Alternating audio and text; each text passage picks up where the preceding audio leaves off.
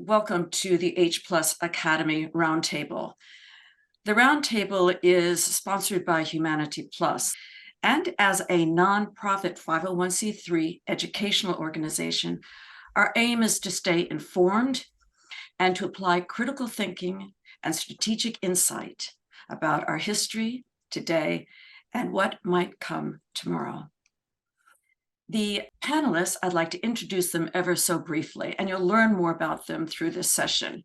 We have Max More, strategic philosopher and the author of The Philosophy of Transhumanism.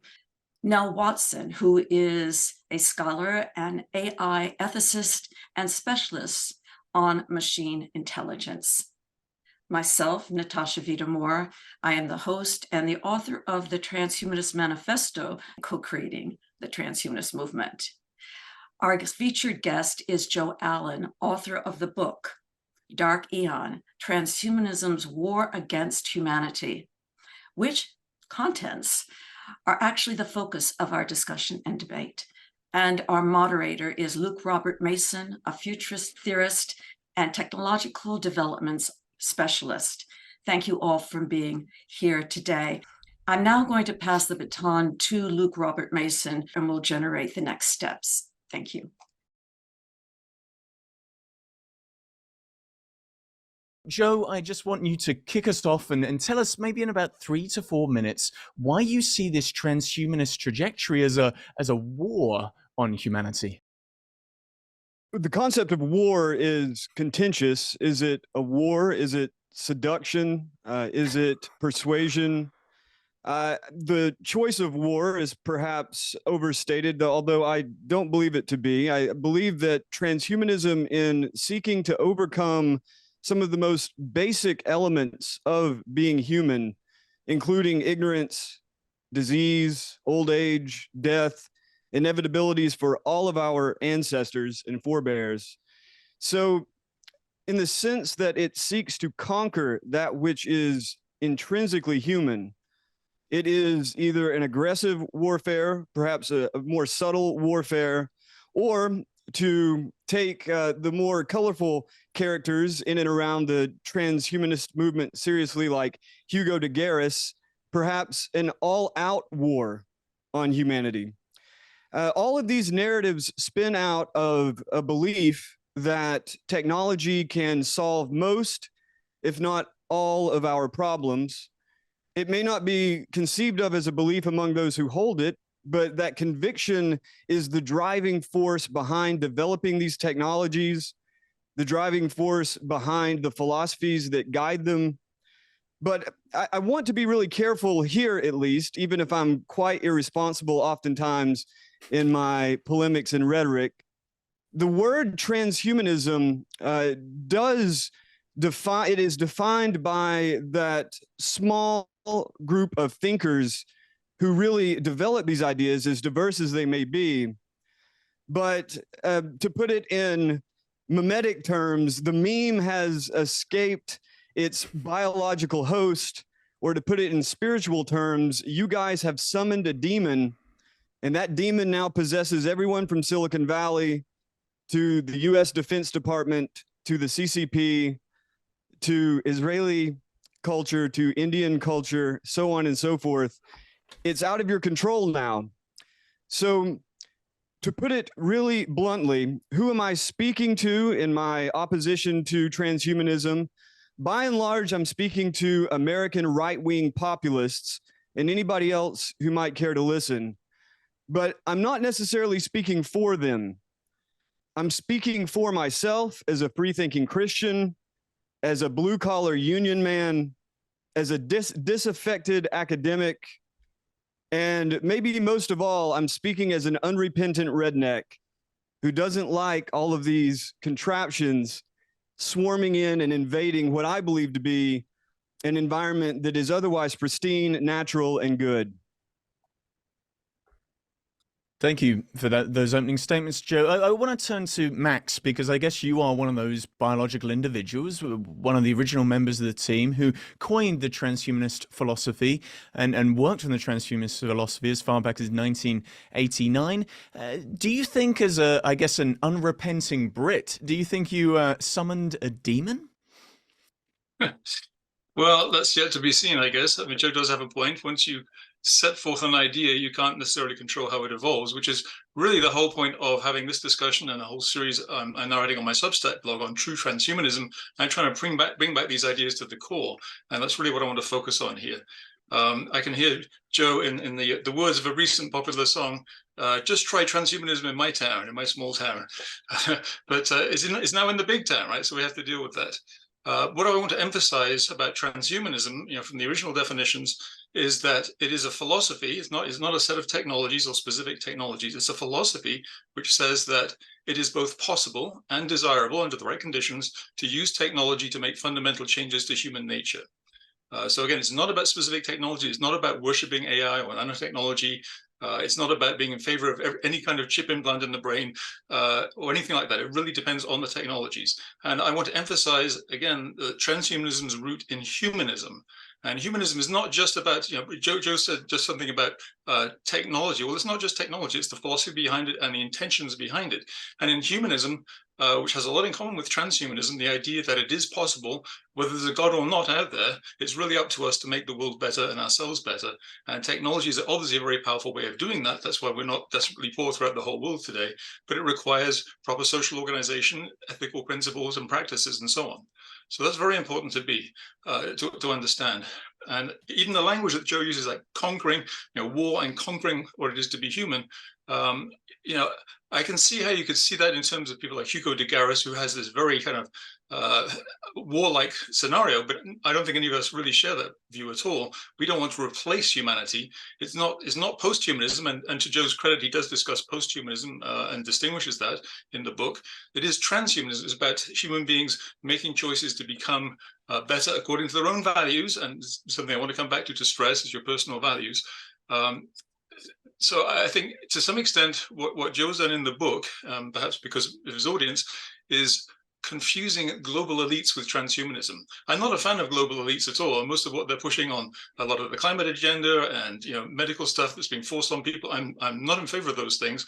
I'm in favor of individual choice, which I embodied in the principle of morphological freedom. Bill Gates gets mentioned. He's not a transhumanist. He's in favor of using certain technologies. People like Zoltan Isfang gets mentioned. Sounds like he just wants to dump his body and dump any kind of body, and we come back to that a little bit later and just exist in the cloud. That's not specifically transhumanist. Maybe some people want to do that if that's possible, but most of us actually like our bodies and want to just have a choice of our bodies.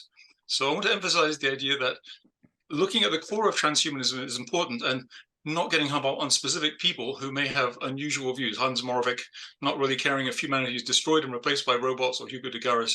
That to me is not transhumanism. So obviously technology can be used in different ways. Just because there's one bad use, say you could use genetic alterations to make a population more passive, doesn't mean that all other possible uses are bad. One thing I have to say I appreciate about Joe's book is that in the chapter at the end, in solutions basically to the problem of transhumanism, he avoids, for the most part, the typical running to the government to beat people over the head with coercion to attack those he disagrees with. There's some room for that in one of the sections about political activity, but mostly it's about personal actions, not using a smartphone too much, which actually I tend to agree with. I don't use my smartphone for social media, so I don't have a problem with that kind of thing. So yeah, I do agree, just a couple of the brief points. I do agree that there's a tremendous influence from very wealthy people through philanthropic organizations that form a large network of people. It's undoubtedly, there's a tremendous pressure, unelected people with their agenda. And some of that might be okay. A lot of it I find actually quite disturbing. That, for instance, at the 2018 Climate Action Summit, 29 of the world's largest foundations pledged $4 billion in grant funding to push certain kinds of technologies, energy technologies may not be ready for prime time, may not be economically feasible. And, we probably will disagree about those things. But that kind of thing does distress me too. And just final point really about the framing that I see in that book. In discussing, just take one example, embryo selection and genetic modification, genetic engineering, specifically Joe mentions Down syndrome. he puts that in terms of the silent genocide of the disabled. And I find this frankly bizarre. It's not genocide. Is it genocide to remove pro-cancer genes from the potential babies, or genes predisposing to depression, anxiety, rage, dementia? I don't really see that as you're not destroying anybody. You're making the people coming into existence have a healthier life. There's many other things like that, but that's going to be my brief statement. Obviously, we can dig into a number of these topics in more detail. I think it is important to acknowledge that the transhumanist movement, which is largely a movement focused on liberty and is a largely grassroots movement, is very different from the sort of globalist egregore of, I'd almost call it like a new Soviet man in that sense, rather than transhumanism, if you wanted to kind of frame it in that way. But I agree that there are things to be concerned about, certainly with this idea within the sort of broader globalist scope that we can alter people potentially against their will or even against their knowledge, and that this is perhaps for the greater good. And I would definitely not advocate that, and I'd be very cautious about that. And in many ways, I think it's not that transhumanism has given birth to a demon, but rather that that the ideas have been co-opted and stolen, and are being applied in ways that they were never designed or intended to by people who have quite counter-humanist beliefs and intentions behind them. And I think some of the events during the pandemic have illustrated that, where we saw 70 years of bioethics research and development and discussion basically thrown out the window. And that terrifies me, because it means that of all the work that we do to try and put goodness into the use of technology, if there's an apparent crisis, that can be completely kicked to the side and ignored. And I find that concerning.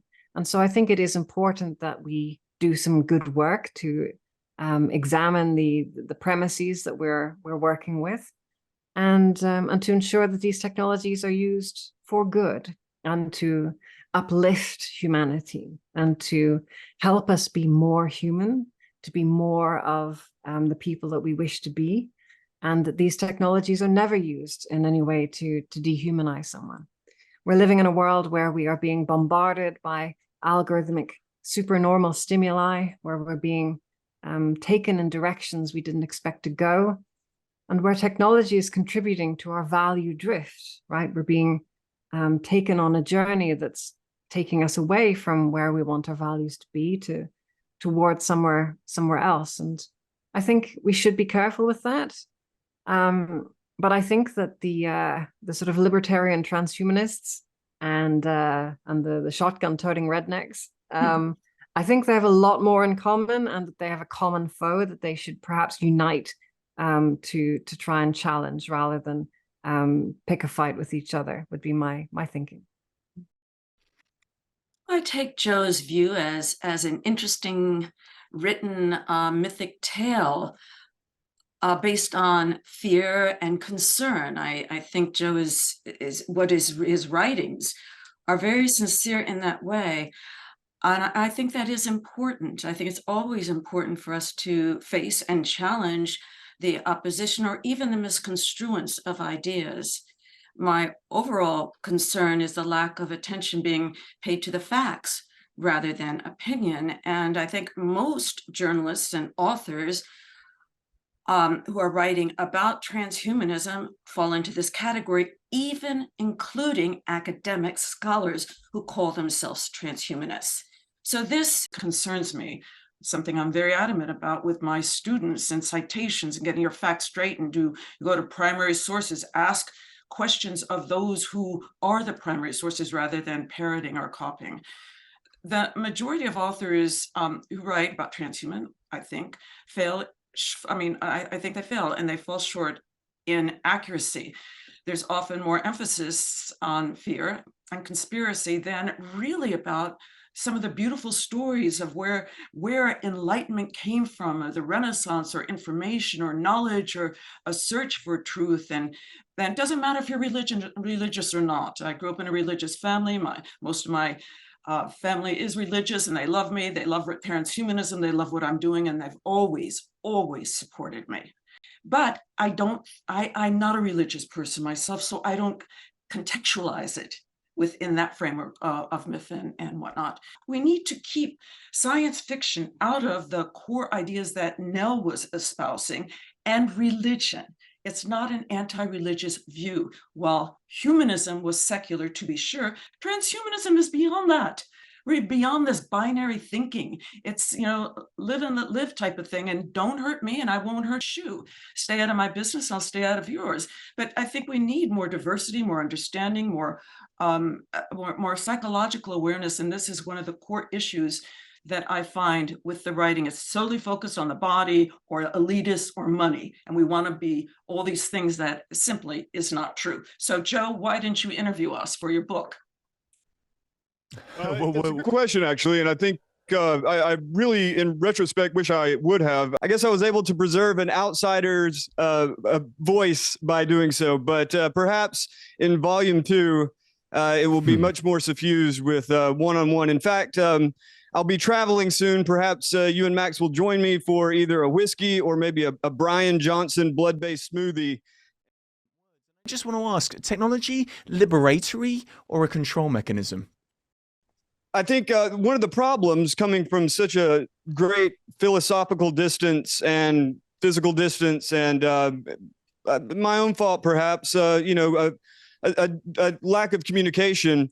I don't really think my book represents fear so much as disdain and weariness. And I don't think that I have really put the center of gravity on globalists in any way. In fact, at the very beginning, I make it very clear that this transhumanist orientation, or techno-fetishist orientation, or techno-optimist orientation is spread across all sorts of ideologies, be it globalist, nationalist, religious, non-religious, what have you. But to the question of control versus liberation, it is both. Oftentimes it's liberatory in the sense that it allows greater and greater control over the environment, greater and greater control over oneself, and maybe most importantly, greater and greater control over other people. These technologies, be it artificial intelligence or just advanced algorithms, mass surveillance, be it taken on oneself because one is a narcissist or simply feels insecure in the world, or it's imposed on you from without, and even biological interventions, as we saw during the pandemic. These things can be taken both directions, but if I may invoke Uncle Ted and paraphrase him a bit, I think that techno-optimism has been a disaster for the human race, at least those of us who react negatively to it. You might think that that's because of some sort of primitivism in our thinking, or you might think that it's due to an irrational commitment to religion. And these may be true of many of us. But by and large, I boil it down to an aesthetic approach, and aesthetics are going to be very diverse across a population. And so people are going to react very differently to your ideas. They're going to react very differently to the technologies as they are, and those in control, be it Xi Jinping and the Chinese Communist Party, be it Putin and his government, be it whoever you want to locate the center of power in the hodgepodge that is the West. It's going to be adopted very differently. It's going to be deployed very differently. Earlier in the preliminary email, you had mentioned specifically brain implants. And would it be possible for an authoritarian regime to implant everyone's brains to turn them, I guess, maybe into kind of remote controlled worker ants? I think that could be possible in theory if you could actually develop a brain-computer interface that effective. But I suspect that the brain implant, however fascinating and horrifying it may be, is very much a distraction from what we already have, and that is ubiquitous smartphones. And what I see in ubiquitous smartphones is the freedom to get Uber Eats, the freedom to select any sort of polyamorous partner one might want via Tinder, the freedom to spend your money as you will and have it tracked by various third parties and the corporations that you are patronizing. And I see it as being very much a tool that has allowed for massive fifth generational psychological warfare, right? That is a tool that has allowed for much more top down from various locations, not a single cabal, from various locations, top down control of thoughts, of conversation, and ultimately of meaning, of the large scale narrative under which we all live. And that large scale narrative, just to put it, to close this off, hopefully in a constructive way, that large scale narrative is, I think, at the core of what we're fighting for. And that is why the confusion, maybe the conceptual or categorical confusion between religion and philosophy or theology or entertainment is such a problem, because at the core, what we're talking about is a narrative, the story of where we came from, the story of where we are, the story of where we're going. I tell a scary tale. It's a campfire story. What can I tell you?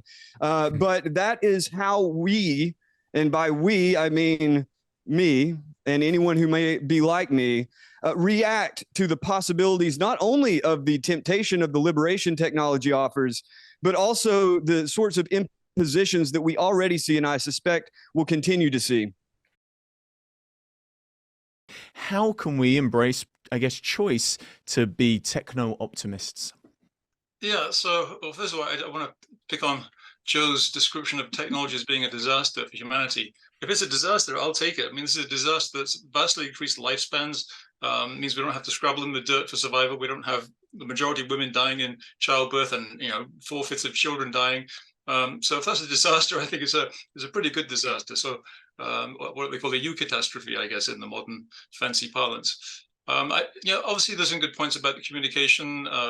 People can control communication. For instance, I'm pissed off at Twitter, or X now, because Musk is apparently now not allowing you to promote your Substack blog because he sees it as a competitor. So I'm really kind of annoyed about that. He's sort of controlling that. I think it's actually a bad business decision. But if you think about it, it's not all that way. If you go back to the mid-20th century, most of the 20th century, before the internet, how many main news sources were there? There were like 3 television news sources, basically. Everybody watched. And so on the positive side, people say, oh, well, we had a shared culture. Yeah, we also had extremely restricted points of view. And there were just a few newspapers. Now there are millions of sources, all these different blogs. You can read a vast array of opinions if you have any willingness to find out the truth. So obviously it can cut both ways. But yes, obviously there are some concerns about the way that can be abused. Since we're talking about a tool of liberation or control, I again want to clearly distance myself from certain people. I'm going to especially mention 2 people here, I guess. One is James Hughes and his techno-progressives. Hughes is a socialist, and he is clearly in favor of global control. He wants to impose his values on the entire planet because he thinks he knows better than everybody else, I guess. And that's not something I'm in favor of at all.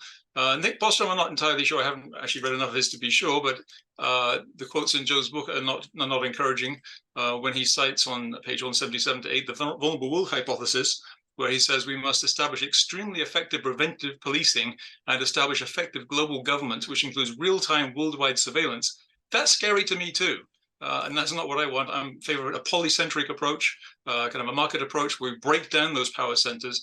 And although I'm kind of a pro-capitalist guy, capitalist in the sense of markets, not in the sense of the existing system, I think the very difficult way to tackle a lot of these problems of abuse is to weaken the power, is pulling government's power back to more like it used to be. That way corporations don't have so many people they can lobby and impose what they want on the public. So there are real issues here. They don't have technological solutions necessarily. They have to have cultural solutions as well, even those can be mediated by technology. I want to also focus on the term rationalism. Well, it wasn't mentioned here, but it's a very important part of the idea of control versus liberation. And rationalism is a very heavily used term these days, and it's a little confusing because it has some quite different senses. The way that I intend it when I use it in transhumanist writings, as I've made very clear back in my 1994 piece, for instance, on pancritical rationalism that I gave at our first Extro conference, what I mean by that is a willingness to look at the facts, to challenge your own beliefs, to be open to the evidence, in contrast to having faith in a higher authority, whether that's a supposed deity or a government or medical authorities or whoever it is. It's asking questions and being self-critical. and trying to improve, and not identifying yourself with a position. So really, when we tell people you're wrong or I'm wrong, that's very unhealthy language because it's negating the whole person and they get defensive. Rather say, well, I think what you just said is mistaken. Maybe it's a better approach. So the problematic kind of rationalism to me, well, I don't want to get off onto effective altruism and long-termism because I have issues with that too. I want to really focus on what Friedrich Hayek mentioned, what he called constructivist rationalism.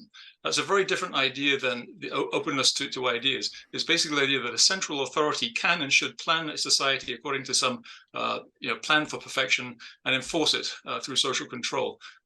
I warned against that very strongly, and not enough people are reading that warning and taking it seriously. And I think that transhumanism, certainly extropian transhumanism, strongly stands for individual freedom and spontaneous order and the critical kind of rationalism. Well, someone who has made plans for, I guess, not necessarily perfectionism, but a post-human existence is Natasha Vita-More. So, Natasha, I just wonder your thoughts on that. Okay, when I designed Primo Post-Human, I had, I think, approximately 3 specific objectives. Number one, having been someone who had a deformity as a child and had to have plastic surgery at 11 years old to stop a tumor from malforming my face, I know what it's like I witnessed it firsthand. I also, as a teenager, spent most of my time volunteering for St. Jude's Hospital in Memphis, Tennessee. I'm a redneck too, Joe. No. And I also worked with the Home for Incurables in Memphis, where people were so malformed they weren't allowed out in public. I would go there and be with the people and take gifts and whatnot with my group of friends. As an adult, I'm terribly saddened when I see people struggling in wheelchairs or struggling to walk or having differences that they don't want. If you want it, that's fine, but not wanting it and all these problems. So I designed Primo Post-Human specifically as a whole body prosthetic with nano robotics, AI, and the field of prosthetic design, which is a growing field. And if you look at Hugh Herr's work, who lost his legs, he has different sets of legs. So I think that's great.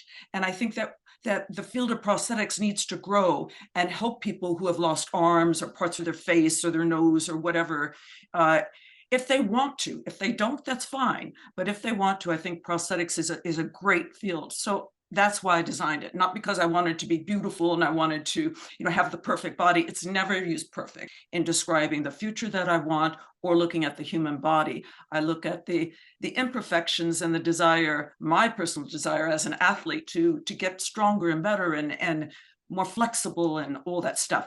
So that's that, and I have no more to say on it.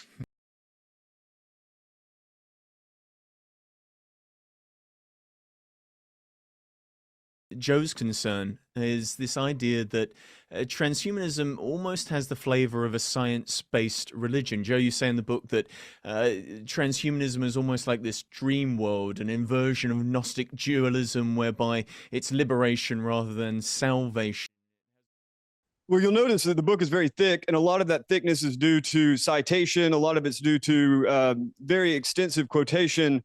And so I will admit this much, that Natasha just accused me of quite accurately, that as a student of religion, comparative religion in particular, you could think of it as a carpenter with a hammer looking for nails. And so that is the way I approach things. I see things in terms of sacred canopies and religious worldviews. I believe in a world beyond this material, and I do believe that that is the primary reality. But without trying to proselytize you on it, I'll just say this in regards to just two examples, if I can get to them. I'll try with one, though. In regard to Gnosticism, there's a concept in religious studies, how do you categorize these religions? And of course, just as religious studies scholars argue over what a religion is Buddhism a religion, or which categories are appropriate for what, are Mormons Christians? One way around that is the scholar Ninian Smart's view of a family resemblance. And what I see in this desire, this elevation of knowledge and information over and above the sort of unconscious processes of random mutation and natural selection, this desire to utilize that information to create various structures and realms, and I don't necessarily mean you in particular, but just in and around the broadest possible umbrella that you would never accept to describe transhumanism and posthumanism and singularitarianism. All of these are really centered on knowledge, on information, gaining more knowledge about the natural world, about ourselves, and of course, using that knowledge then to manipulate that world and to manipulate ourselves in desired directions. Christianity and Gnosticism, I think, are in fact more similar to each other than either are to transhumanism. I see transhumanism, or at least elements of transhumanism, as being very much reflective of Gnostic thinking, the sort of Gnostic dualism. And one of the inspirations for this, right, in fact, reflected in some sense on the image on the cover of the book, which very much is meant to be an homage to Sophia, the project from your colleague Ben Goertzel and David Hansen. And Sophia takes her name in direct, through by way of Philip K. Dick from the Gnostic aeon Sophia. And David Hansen, of course, as you I'm sure well know, was obsessed enough with Philip K. Dick that he wrote his PhD dissertation on Dick, wherein he talks about the creation of AI gods and the singularity in terms of realizing in some sense Philip K. Dick's worldview, or at least reflecting in some sense Philip K. Dick's worldview. So I'm not trying to say that you, Natasha, or you, Max, and certainly not Nell Watson, that you are in fact crypto-Gnostics, or even that you are in fact inverted Gnostics. But what I am trying to do in my work is to show that what we call religion, these sacred canopies, are basically inherent to the human being.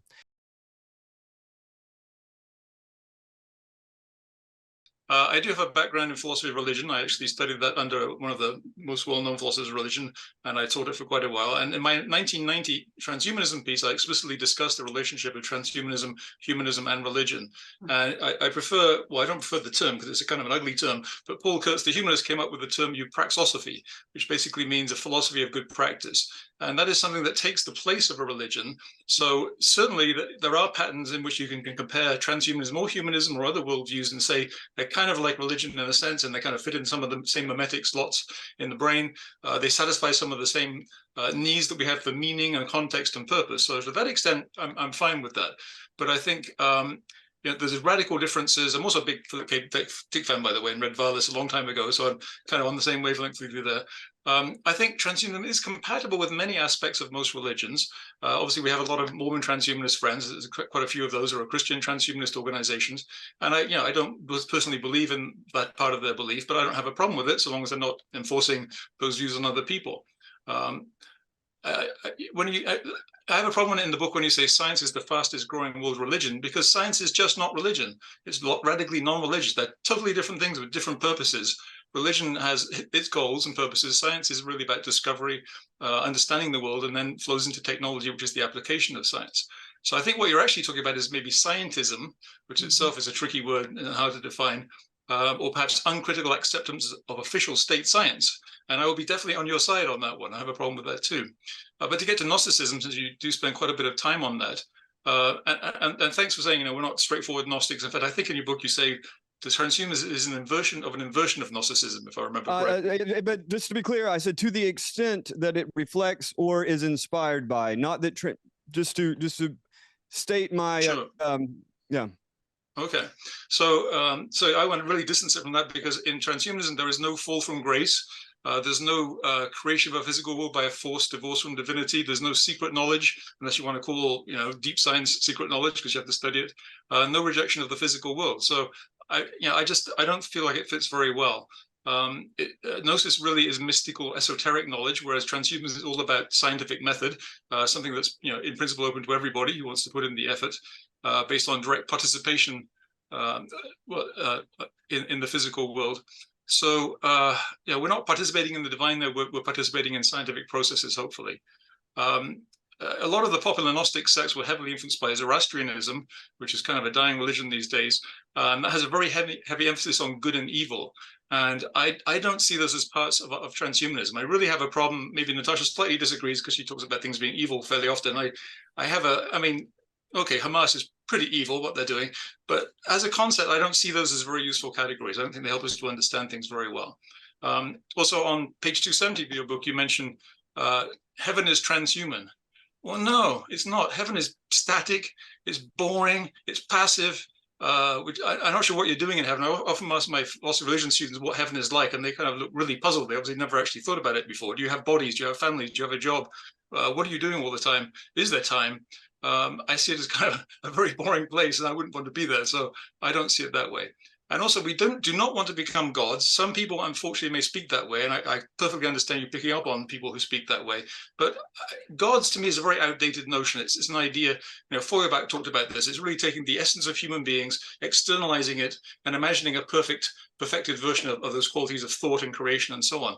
And I don't think that's a useful concept. We can do better than that. I think we do better than the gods. Certainly, Old Testament gods, you know, some of the other religious gods were pretty vicious beings. I think we can do a better job than that potentially. You know, some places in the world are arguing against that right now, unfortunately. And then briefly, I want to say on hubris, that concept often comes up, actually. You know, Leon Kass and Fukuyama have used that term too. I think when you take away gods, hubris doesn't really mean anything. Really, all that's left on the negative side from hubris is a recklessness, which really is a form of irrationality and therefore shouldn't be part of transhumanism, right?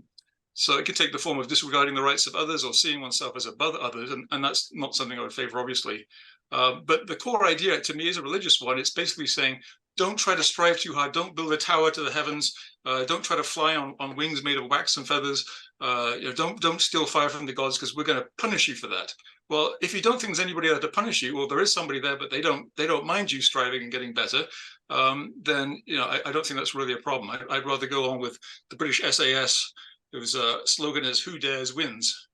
And I was going to say, but I've already kind of covered this. You say when big gods die, big government takes over. Yes, unfortunately, that seems to be largely the case, or woke ideology, or Marxism, or environmental catastrophism. But you know, we kind of covered that, so I'll leave that alone. And then just very quickly, briefly, there are people who bother me in their kind of fitting into religion. Like Frank Tipler is a classic example, the physics of immortality, and then the physics of Christianity, where he's clearly forcing ideas into a certain mold. Hans Moravec, I think singularitarians on the extreme end also bother me, because it seems like it's an inevitability. We don't have to do anything. It's passive. Machine gods will save us. Mm-hmm. So those versions of singularitarianism bother me and do fit more into the religious mold. But overall, I don't think it's really a good match for religion.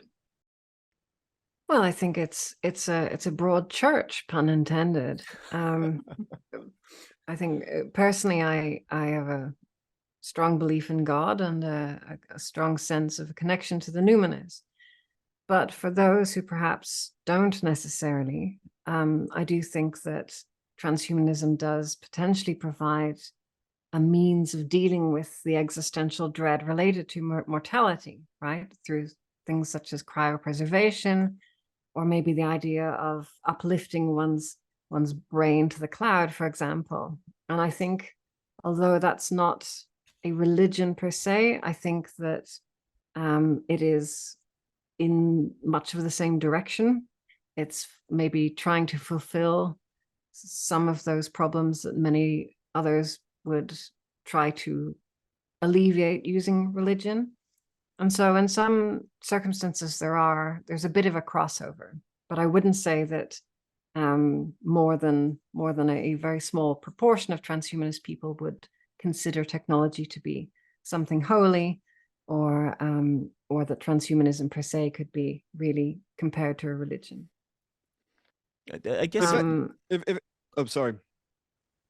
So to the question of uploading the soul, the metaphysics of transferring one's consciousness into a computer are quite puzzling to me, and I think to most others. Moravec is the closest I've seen to any kind of real answer to that, and I wouldn't want to undergo the Moravec transfer. It's like all of you are pretty much familiar with that. Maybe some of the listeners I brought along aren't, but that is like breaking open in the skull and slowly transferring the contents of the brain, the patterns of the brain into a computer as the brain is eaten away by nanoscale clause. It doesn't sound very pleasant. So, I think that my conception of what it would be like, should it be possible of being uploaded, it would more than likely be something like a nirvana in which you were watching that wheel that appears when a page refuses to download forever.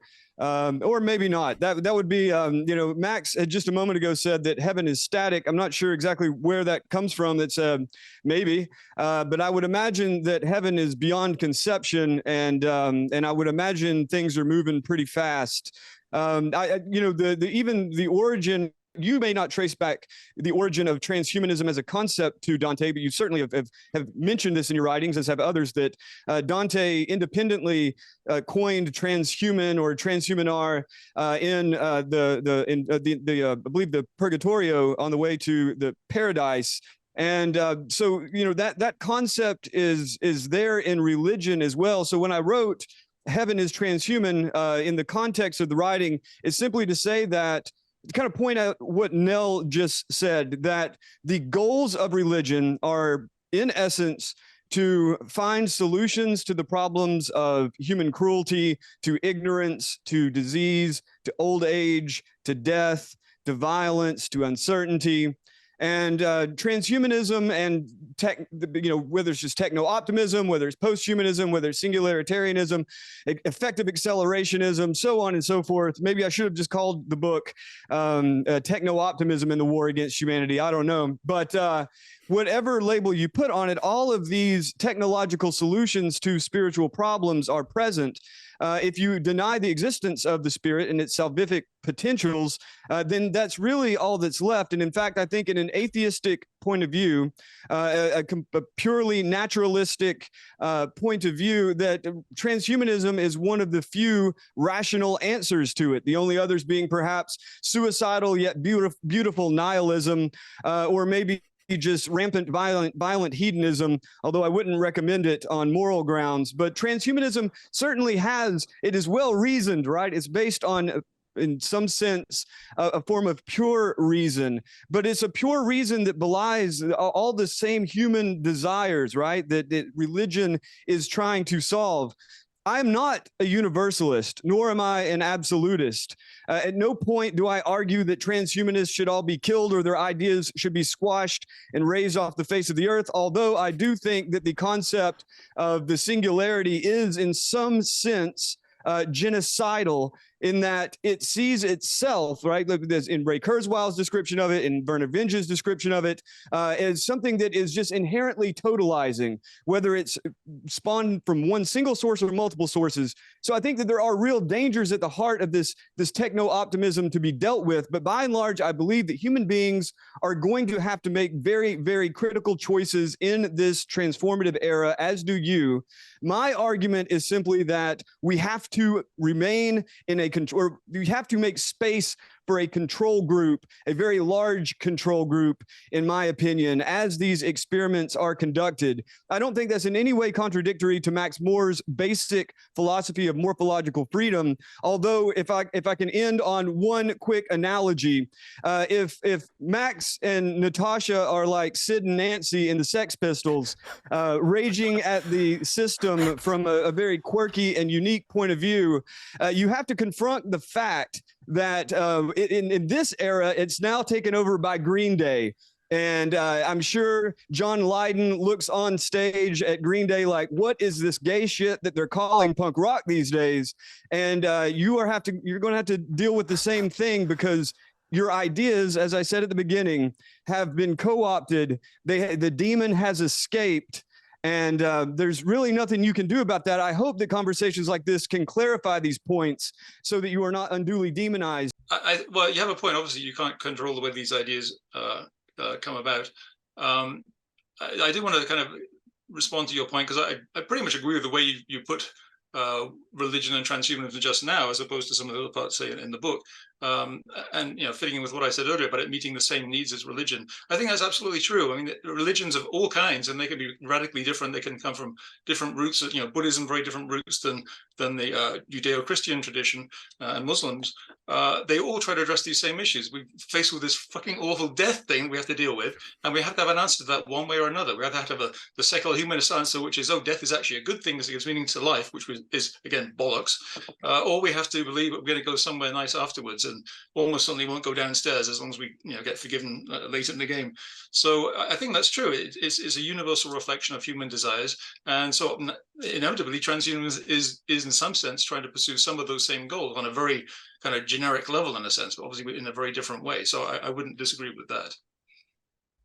Okay, Just to be clear, the okay, I want to get off of religion, actually, please. So sorry, do I have another 20 seconds? I just want to say it was intended to be a compliment, not an insult, but perhaps they were drug addicts. Come on.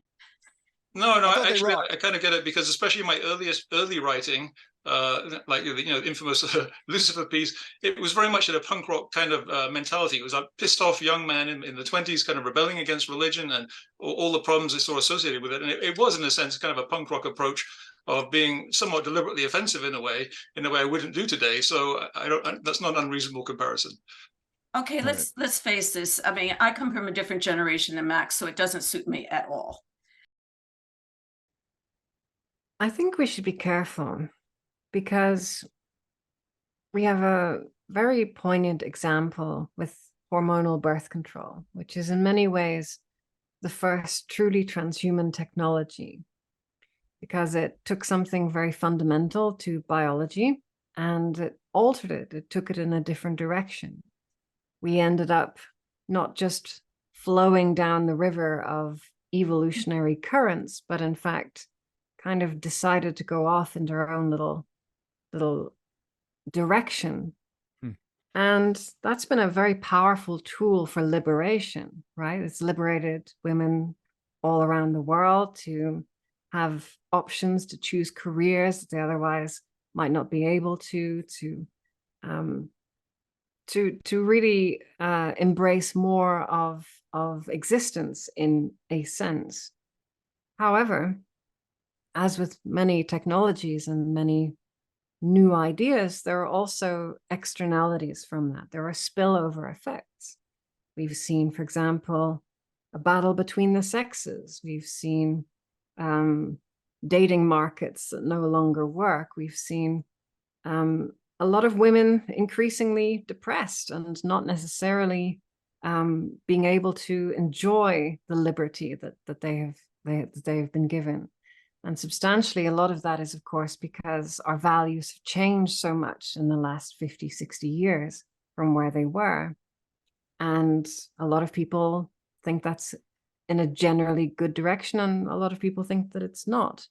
But it does mean that we should examine what has occurred before. We should look at the good sides of technology and the problematic sides of technology. And we should attempt to learn from this when we engage with technology in the future. And I'm glad that we now have opportunities to do that. What do you think it would be a real shame to lose about what it's about being human if we were to go in the transhumanist direction? So there's so many elements to that. I would say among them would be the depth of ancient spiritual tradition, but I'll just leave it at that.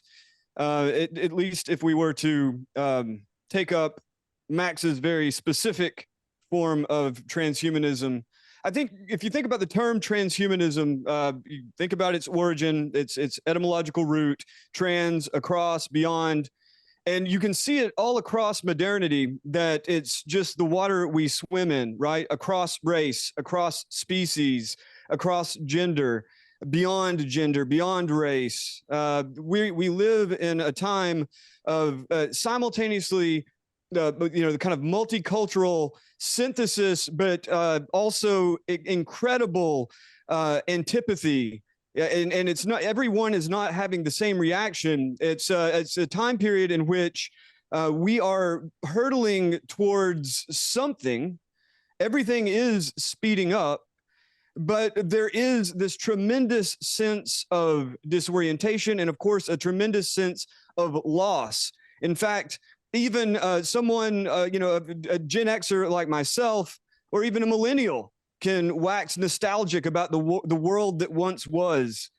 So there's not necessarily any one specific thing that I think is under threat by technology, or under threat by just the belief that technology will in fact fix all of these problems that we have had from Eve or whatever onward.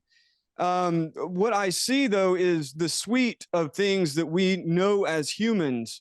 It is already being irrevocably altered, at least within our own lives. Who knows about generations to come?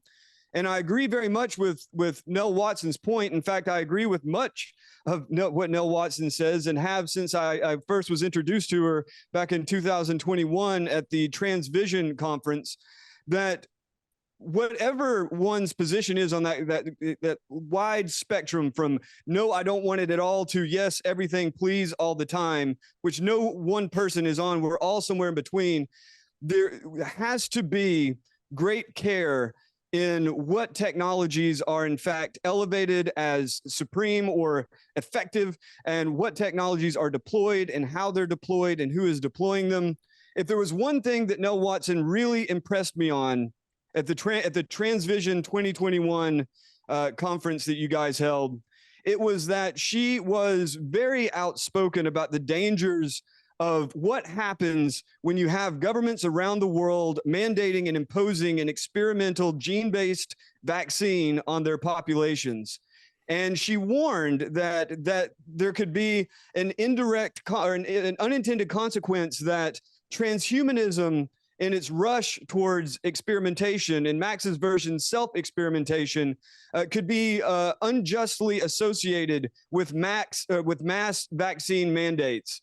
And if you read my chapter, the 8th chapter in Praise of Mad Prophets, you will see that I have documented very clearly that that has in fact happened. And I think that she was really a voice of reason in all that. And I hope you listened to her then. I certainly did. I think that just in closing on that, what it means to be human is going to be up for grabs for the foreseeable future. And the more freedom each of us has to define that for ourselves, the better. The less we impose it on each other, the better. Unfortunately, that is not how democracies work, and that is not how any previous institution has worked. So we've got a lot of tension ahead of us as well as we work through that. Yeah, well, first of all, briefly on what Joe says, I think the impression I get from reading Joe is he really dislikes most of technology, but reluctantly has to admit that you have to use some of it. But I want to emphasize that point. You can't control how other people will use technology, right? So yes, there will be abuses. The elites will abuse it. There's no doubt about that. We can do our best. We can struggle and make alliances with other people, perhaps even you guys, Joe, to try and stop some of the misuses. But we just, we can't just say, let's get off the bus, because the bus is going to keep moving. It's like with AI. I think these ideas that we can just stop it is frankly just not going to happen. So we can try to steer it the best we have and best we can, and do our best with it. But it's here and we can't really put it away. And I don't think we should, because life was pretty awful before we had technology.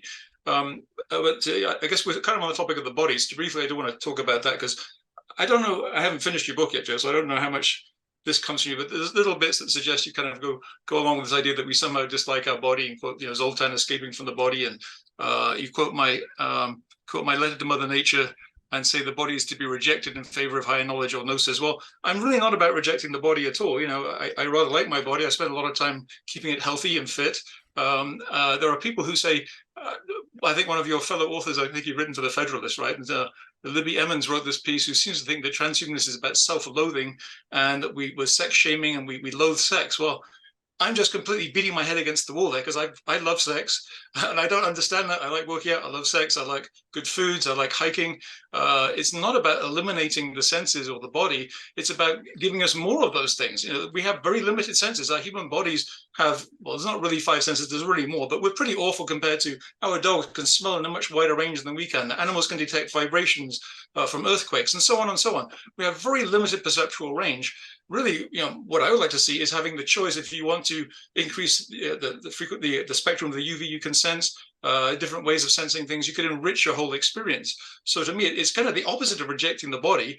It's not wanting to transform something doesn't mean rejecting it. It means saying, as in my letter to Mother Nature, thanks for getting us this far. It's wonderful, but we can go better. You haven't done everything quite right. That's why I have all these spine problems and so on. I think we can do a little bit better. So it's not a matter of rejecting the body or mechanizing it. A lot of people also try to force us into this idea that we're mechanizing and turn people into robotic cyborgs. That's the opposite of what I want to do, at least. And then finally, I guess, because it kind of came into this topic of what is good about life and what's bad about death and why do you want to stay alive. That comes up a lot when I'm discussing, especially cryonics, but life extension as well. Especially though people often say, well, you're terrified of death, or you're afraid of death. And I kind of scratch my head about that a little bit because, well, what is it I'm supposed to be terrified of? In my view, I could be wrong. We could be in a simulation. There could be Jehovah up there. I don't know. But in my view, there's nothing. When I die, that's it. There's no consciousness. There's no experience. There's literally nothing. So there's literally nothing to be afraid of. So I'm not afraid of death. I'm terrified of some of the ways of dying, having seen Natasha's mother go demented, and my mother's currently dying of a stroke over in England. I'm pretty terrified of some of the ways I could die, but I'm not afraid of death. The reason I don't want to die is because of all the good stuff I'm going to lose, the end of the opportunities to experience the world and its progress, or retrogression, if Joe is right, and our possibilities of expanding and improving and making things better, and all the good things in life. So to me, it's not about fear of death. It's about again, loving life with all its problems and difficulties. It's the reason we get up the next morning and don't kill ourselves. We by doing that, we're essentially, as economists, saying our revealed preference is we want to live some more. So why not continue that indefinitely if we can be healthy and happy? I actually think that dialogues like this today are helpful because it helps to avoid groupthink in mutual different groups, who may otherwise kind of get swept up in their own way of thinking. And I think it's important to get some outside ideas and to carefully chew on them together in a non-antagonistic way, which is aimed at constructing something. And I think that we should construct something. We should understand these issues. We should understand how these ideas could potentially be used in ways that we don't agree with or don't intend. And, perhaps we do need to make a statement or a declaration or something like that, perhaps about the use of these technologies, as has been done many, many years ago, but perhaps that it's time to reiterate that message again. As I've said before, war may be hyperbolic or perhaps not. In many ways, the decisions made collectively and individually going forward will decide whether it is truly a war, be it psychological war, be it a culture war, or in the case of some of the most extreme prognostications, all-out war of a techno-elite against another techno-elite or against their own populations or whatever. So I think that all of this is about a relationship, whether it is an antagonistic one, whether it is a friendly one, whether it is a fatal relationship. So war may not be where we're at right now on a material level. I think that as far as ideas go, we are absolutely in a war of ideas. And in regard to values, we are absolutely. Stephen Jay Gould tried to solve this in regards to creationism and religion and evolution by his non-overlapping magisteria. It may have been a noble attempt, but I don't think that's going to be possible. I think that all sorts of the depth of human values and yearning is going to be at stake for in the fight for the future. And so I don't anticipate it being anything less than, at the very least, a friendly combat. What do you think the role of transhumanists should be in this war of ideas or this war against human limits? Well, not one of war. I think not. Even though I agree with Joe in that there isn't sometimes a cultural war going on, and some of it is very disturbing. And I don't want to go back into that stuff again. But in terms of, I think where we're disagreeing, I would hope there isn't a war. In fact, Joe, if you happen to be in the Phoenix area in time of the future, let's have a battle, but make our weapons of choice a cup of coffee or something. I'd like to do that. Maybe we can arm wrestle. Yeah, sure. Yeah, I'm always up for that. In fact, Uh, actually, I'll make a general proclamation now. Anybody who says that we hate our bodies, come on, wrestle me. We'll see. Yeah, so I don't think war is a great metaphor. I think what we should be doing, maybe Mel has a good idea here, that we should issue some kind of statement here, sort of on the humanistic side of transhumanism, and emphasizing that it's about choice and all the good stuff, that rather than the hard techno, faster, harder kind of stuff, which is the way it's being pushed a lot. So that might be a very good idea. And of course, we just had that longevity statement that went out. So and there's the pause statement before that. So it seems to be the year of the statement. So maybe we should do one of those. I generally would favor an intellectual revolution rather than a military revolution or physical revolution. I think we have to better defend ourselves. But, you know, all kinds of political groups have been very successful. To take an example, I don't like in England well, now I'm going to forget the name of the Fabian Society in the early 20th century. And a lot of their kind of co-groups were very effective at getting socialism into a lot of important institutions and universities. And I think we're seeing that still today. There was no war involved. There was no violence necessary there. It was intellectual persuasion. So I think that's what we have to focus on. It is difficult when certain groups control almost all the universities right now, which is a whole nother issue that I could tackle. But yeah, let's maybe put out a statement and maybe look at our language and try to think of it from other points of view and how people may perceive it, and perhaps maybe, you know, seeing it differently than we see it ourselves. Yeah, I think there could be a lot of value there. I mean, the transhumanist movement has been thinking about these ideas for a very long time. We have a lot of experience in working through these areas. Perhaps it's time to speak up. Perhaps it's time to share some of that wisdom and to kind of take that conversation in a different direction, you know? If perhaps some of the ideas of transhumanists may have been co-opted in some way, well, we probably have a duty to try and take that back and say, actually, no, excuse me, you know, that's not right, that's not correct, and that's not just. So it'll be interesting to continue these conversations. Thank you. and Joe, perhaps how some of your ideas on transhumanism may have changed as a result of this conversation.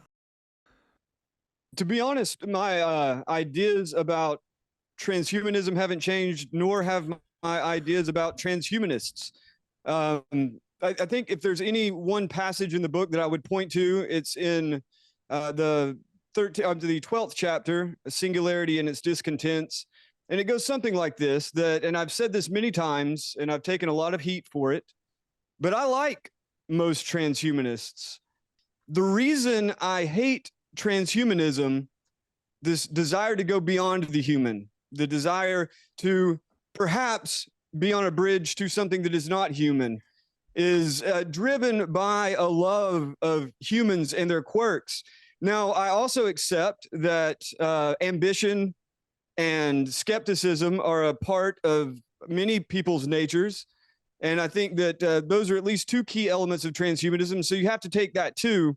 So going forward for me, I think it really is a matter of people being able to maintain their sense of agency. It's something that we talk about on the War Room a lot. And people being able to have control over their own lives. That's something we talk about a lot. And I don't want to accuse any person here on this panel of doing that. Now, in my book, I certainly didn't specifically, even if I use transhumanism in a broad kind of umbrella fashion. But these technologies are going to be incredibly powerful. They're going to be incredibly disappointing in many other ways, but they are going to be incredibly powerful. They already are. The decisions we make in regards to their usage are going to obviously change the very trajectory of the human race, and they're not all going to be the same decisions. We're going to have to work that out as well. To the issue of fear, I'll close with this. I said earlier that I'm not afraid. That would be somewhat disingenuous. I'm not afraid of the Matrix. I'm not afraid of being turned into a bio battery for some sort of godlike artificial intelligence. I'm actually much more afraid of idiocracy, in which the Carl's Jr. kiosk sprays you in the face with mace and takes your child into custody of Carl's Jr. I think that is a much more immediate threat, that the techno-optimism at the heart of everything coming out of Silicon Valley, of much of what's coming out of our own Department of Defense, and the techno-optimism that was on display throughout the pandemic from the biomedical establishment has shown itself to be incredibly dangerous. And so with all apologies, I suppose I could say, for perhaps dragging you into their mess, still the fact remains that Green Day is the one on the big stage at the World Economic Forum. And I hope that John and Yoko, for a better comparison, that John and Yoko here have the wherewithal to take rock and roll back from whatever shit it is that's on the big stage. Well,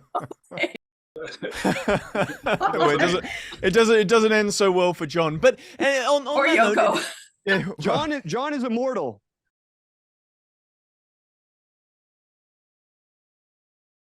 The more members we have, the more good projects we can do. And I think that our next step is going to go off into the sunset beautifully with an open declaration or something that is really going to take back transhumanism to being a more humane humanity and really advocating for morphological freedom, the Praxionary principle, a humanitarian perspective, looking at all the possibilities of life and the positive things technology can do.